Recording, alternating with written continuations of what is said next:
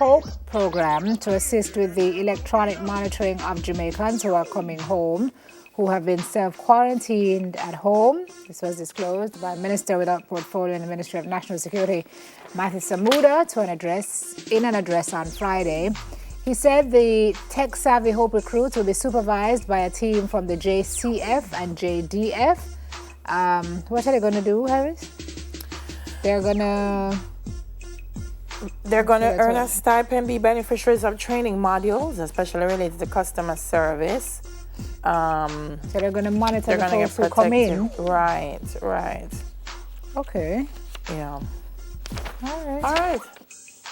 Well, that's a good initiative. It is. Young people getting work. And getting involved in responding to COVID. You know, sometimes we leave them out. But as we've seen with the Black Lives Movement in America, when the younger generation take it on, them have the energy. Let them do it. They can change the world. Yeah. They are changing the world.